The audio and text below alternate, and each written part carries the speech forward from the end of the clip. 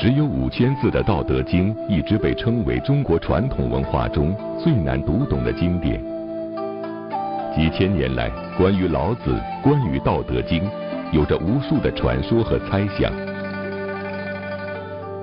这是一幅流传已久的老子传道图，画中的老子难道是在向老虎传道吗？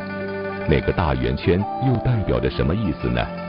而这样一幅画又能为解读《道德经》带来什么样的启示呢？台湾师范大学教授、著名学者曾仕强先生将为我们解开这一个个谜题。敬请收看《道德经》的奥秘第1集：老子传道。我们这一次要来探讨老子的《道德经》。要探讨《道德经》，它有好几条路，因为《道德经》实在太大了，你从哪一方面去，它都有很多条路，所以叫做条条大路通道德经。那我们现在要采取哪一条路呢？因为你从每条路进去，你所看到的都不太一样，因此我们这次要选一个比较少用的，有更广大的视野的那一条路。我们看看历史，《道德经》在西汉景帝以前，它不叫《道德经》，那时候根本没有《道德经》这个名词，就叫什么？就叫老子。表示什么？表示这是一本老子所写的书。这个就表示什么？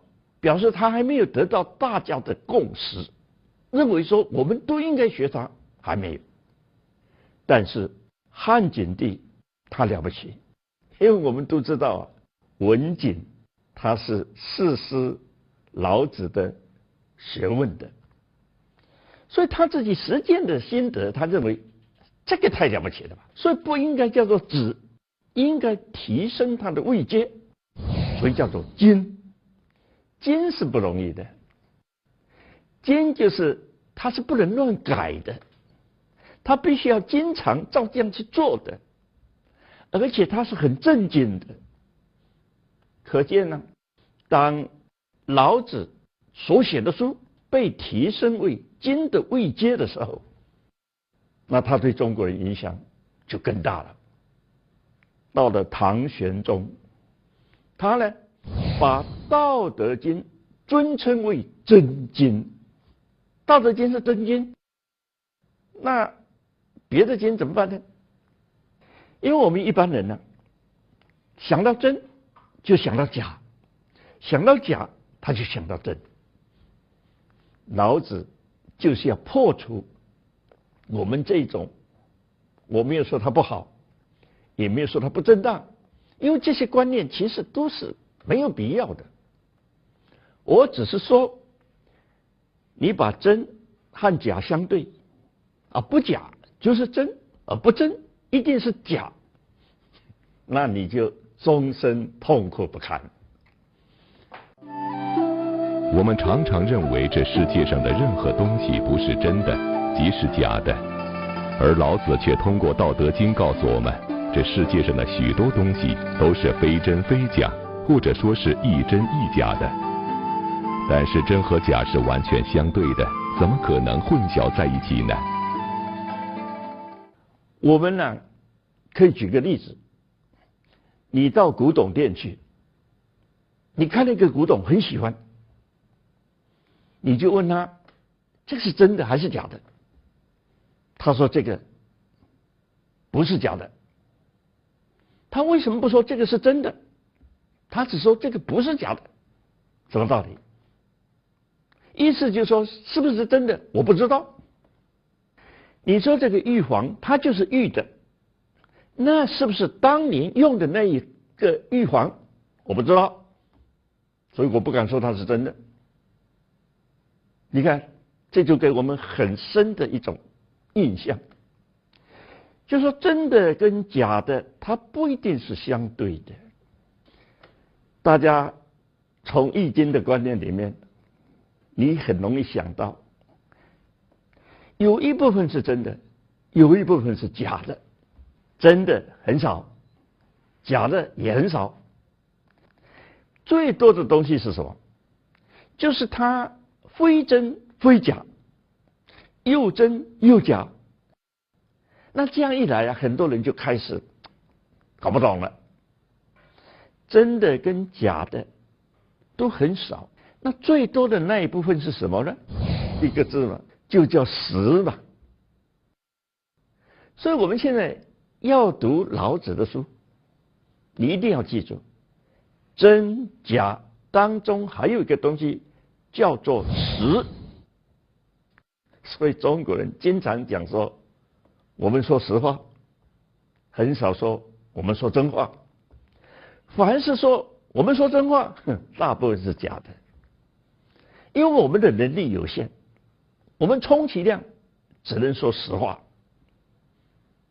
你看科学，他说要追求真理，现在都知道做不到，因为真理是谁都不知道的才叫真理。我们科学只能告诉我们实话，所以你看这件事情经过科学的证实，我们没有用证真，那谁也不知道你是真的假的。我是证实，为什么？我看到了嘛，我做实验了，你看也用实验，没有用真验。所以这里有两句话，大家先把它搞清楚，到底是眼见为真，还是眼见为实？我们中国人呢，比较喜欢眼见是实，因为我们知道眼睛只能看到实的东西，但是究竟它真不真呢？大部分都知道是不真的，因为有那么多的颜色，我们只能看到其中的一部分，很多部分我们是看不见的。眼睛的功能是有它的局限性。事实上，眼睛是常常会欺骗我们的。比如，这是一个静止不动的图像，但是当你的眼睛移动时，是不是觉得它在旋转？而且你越紧张，它旋转的速度就会越快。老子早在几千年前就告诉我们，眼见并不为真。所以我们必须要先讲清楚，很多人读了《道德经》以后，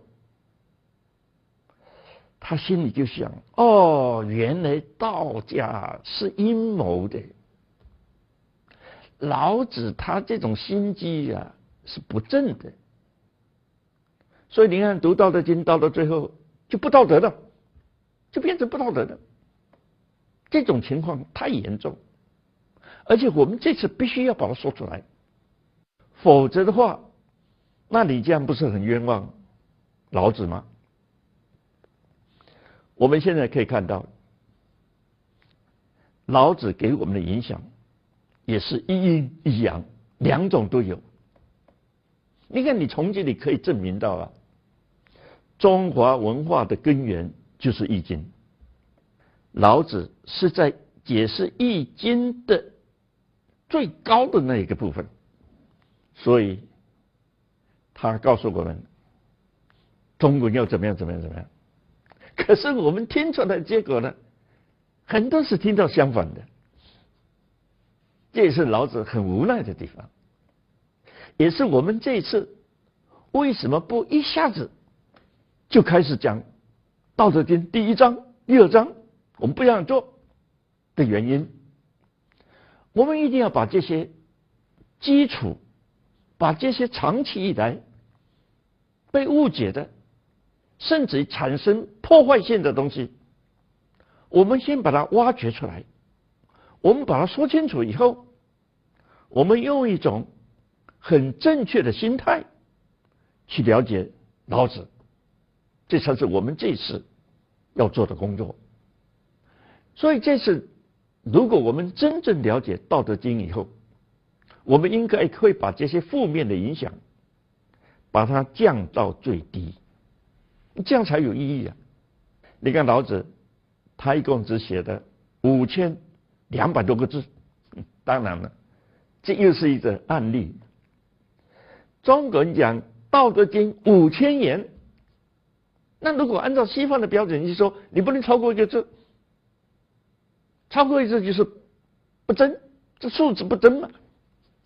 中国人不可能这样。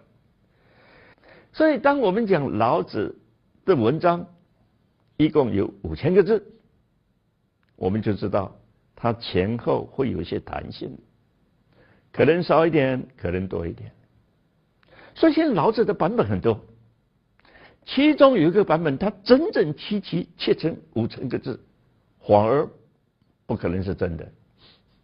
当然了，我们今天很遗憾，老子亲手写的那部经不见了。我不知道大家觉得不见得是好事还是坏事，这些都值得我们去想啊。它也不见得是好事，它也不见得是坏事，这就对的。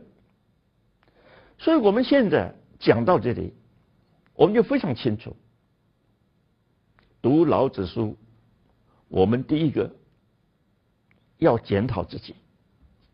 我们现在都是按照我们的常识来判断，这个对那个错。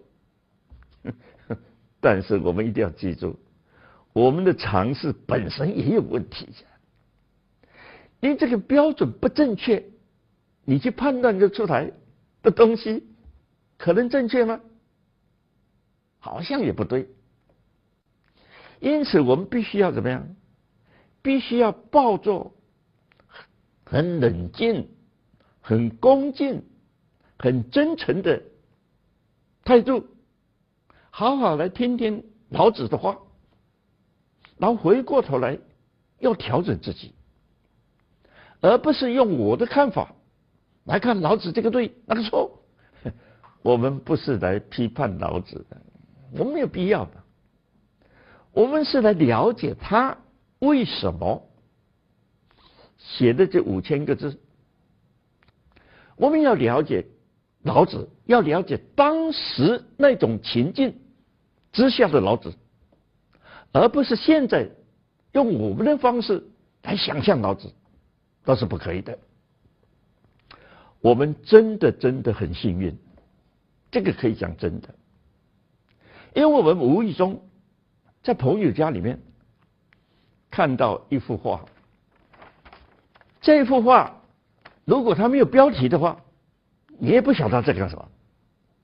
好像一个老人跟那个老虎很亲近，那他是驯兽师啊，他专门驯服老虎，那也完了。我们倒是希望各位用几个角度来看，这个圈圈是什么？这是关键呢。你说那是太阳，真的是太阳吗？你说它是月亮，真的是月亮吗？你说我知道了，那就是什么？圣人他有很大的能量，是这样吗？其实他这个圆圈既不代表太阳，也不代表月亮，更不是什么能量，不是。因为老子的观念里面他没有这些东西。画中的这位老人就是老子。老子为什么要和老虎坐在一起？他在和老虎说什么？这幅画有着怎样的寓意呢？而画中那个既不是太阳，也不是月亮，更不是什么能量光环的大圆圈，又到底是什么呢？这个圆圈就是道。因为老子他跟老虎讲什么话呢？就讲道啊，只有道老虎才听得懂啊，其他他全不懂。那老子为什么要去跟老虎说话呢？这个才是我们最大的启发。他告诉我们，《道德经》要讲的是真话，而真话是高度危险的东西，就好像跟老虎讲话一样。老虎它代表什么？它就代表诸子百家。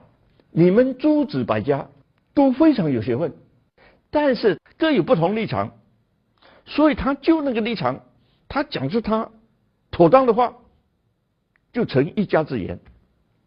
可是老子一看呢，你们这样的造成很多的纷争啊，各说各话，每个人说自己对。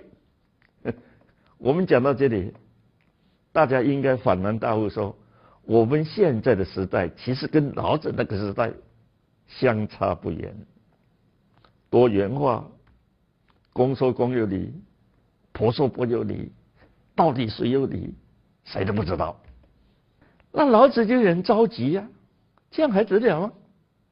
所以他就想要讲真话。可是讲真话，你活得了吗？历史上告诉我们，讲真话的不是活不了，就是活不久。那怎么办呢？所以他就说，那我干脆出关去吧。出关去的时候，他大概事先就知道有人会留住他，不让他走。那他说我要走，那就会叫他留下。当然不知道留下什么，反正留下你的宝贵心得就是了。这个时候，他就抓住机会，豁出去了，就写了真话，然后莫知其所终。你用这个角度来了解《道德经》，我们是猜想呢，老子会比较高兴，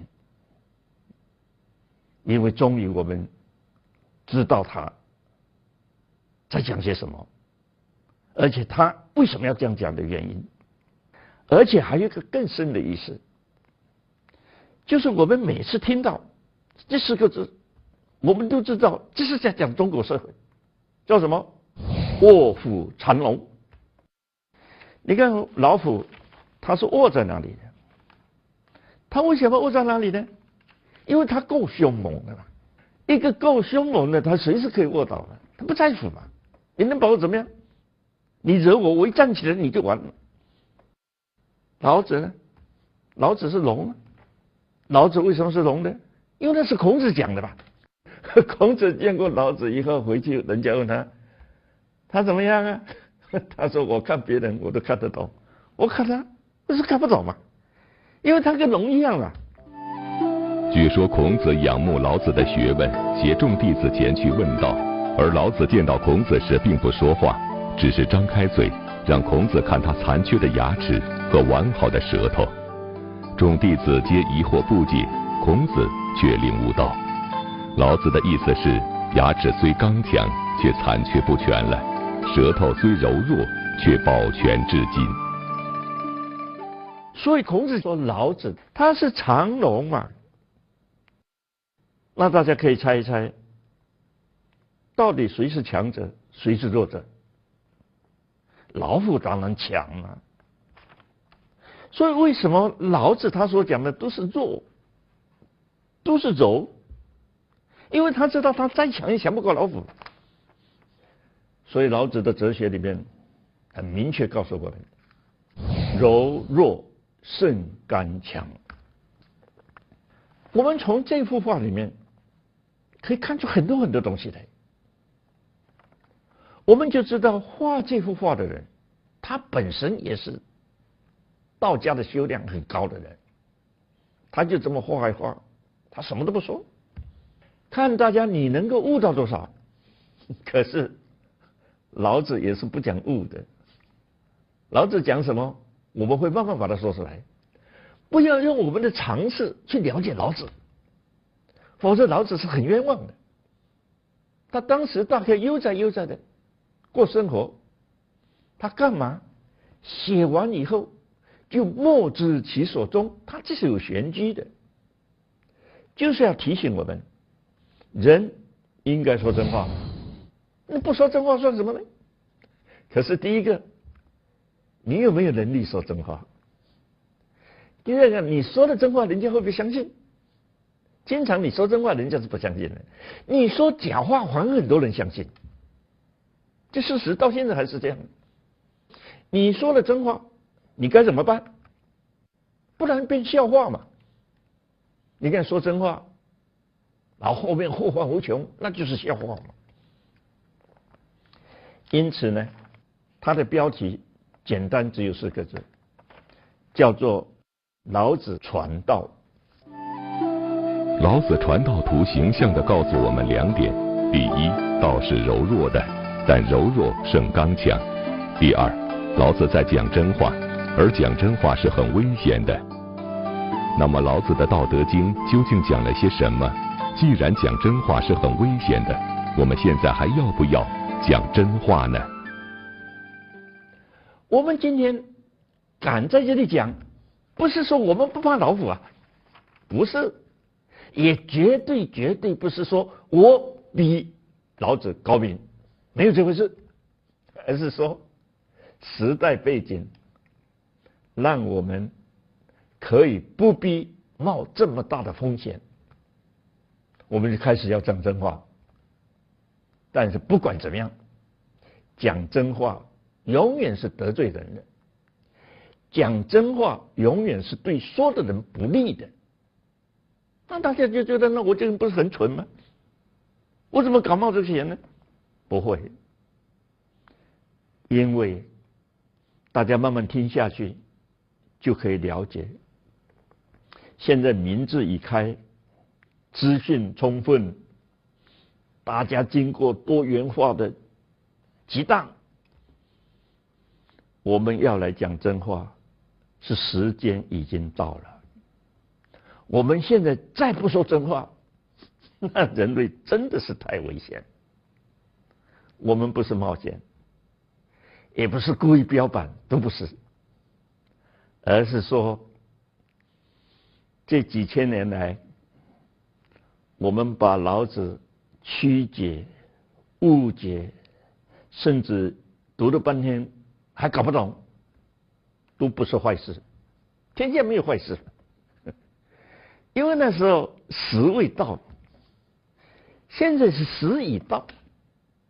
我们讲完以后，大家会觉得说：“哎，那真是我们这个时代最需要的东西。”这才是我们这一次经过很长期的准备，要把它真正的讲得比较清楚的一个用意。